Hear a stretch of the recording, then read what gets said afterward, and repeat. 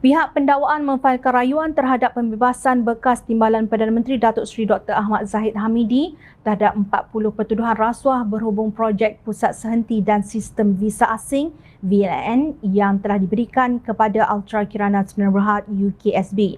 Notis rayuan itu difailkan pada Isnin 26 September menurut dhmarkets.com daripada sumber Jabatan Peguam Negara. Dalam kes jenayah, rayuan perlu difailkan dalam tempoh 14 hari selepas keputusan dibuat.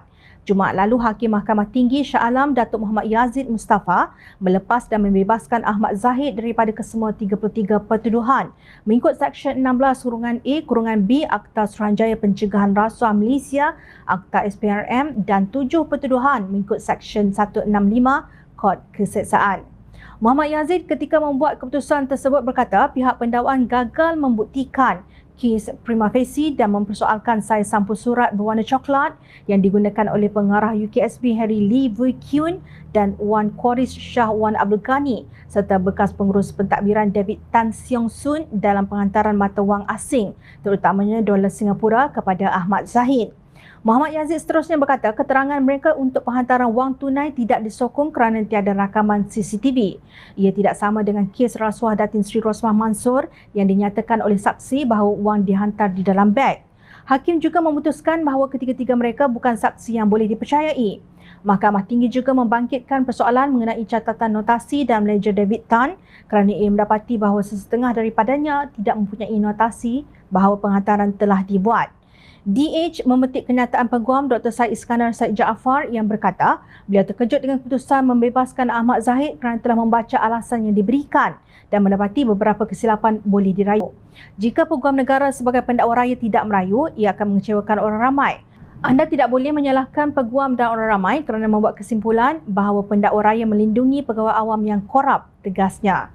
Ahmad Zahid didakwa dengan 33 pertuduhan menerima rasuah berjumlah 13.56 juta Singapura dolar iaitu 42 juta ringgit daripada UKSB sebagai Menteri Dalam Negeri ketika itu untuk menyambung kontrak firma itu sebagai pengendali pusat sehenti di China dan sistem visa asing VLN serta mengekalkan perjanjian kontrak untuk pembekalan sistem bersepadu VLN.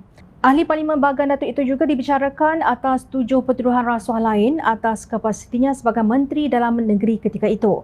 Kerana didakwa mendapatkan sendiri rasuah dalam mata wang berbeza yang terdiri daripada 1.15 juta Singapura dolar, 15,000 euro dan 15,000 US dolar.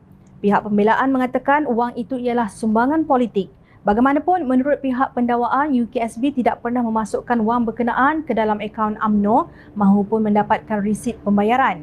Pada 29 Ogos lalu, Ahmad Zahid Hamidi menegaskan di Mahkamah Tinggi bahawa Kerajaan Pakatan Harapan melakukan pendakwaan terpilih yang bermotifkan politik terhadapnya dan lebih 20 pemimpin Barisan Nasional selepas pilihan raya umum ke-14.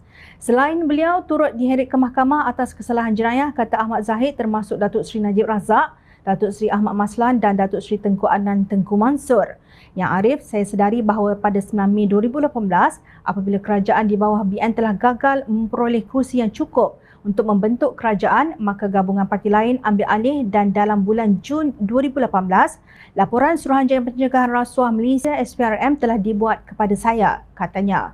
Beliau berkata demikian di hadapan Hakim Datuk Colin Lawrence Sekira yang mendengar kes berasingan terhadapnya berhubung 47 pertuduhan iaitu 12 kes pecah amanah, 8 rasuah dan 27 pengubahan wang haram membabitkan puluhan juta ringgit milik dana Yayasan Akal Budi. Pakatan Harapan bukan kerajaan yang melantik Tan Sri Idrus Harun, tetapi Peguam Negara kerajaan yang diterajui Barisan Nasional ini tetap memfailkan rayuan terhadap pembebasan Ahmad Zahid. Takkan Ahmad Zahid nak tuduh Perdana Menteri Datuk Seri Ismail Sabri Yaakob mengenakan dakwaan terpilih yang bermotifkan politik pula. Malulah Ismail Sabri yang baru pulang dari Persidangan Bangsa-Bangsa Bersatu PBB jika dituduh sedemikian. Justru Ahmad Zahid nak buat apa sekarang? Adakah beliau mahu menguatkan lagi desakan untuk mengadakan pilihan raya umum di musim banjir demi menangkan UMNO BN? Ingat, rakyat sentiasa memerhati.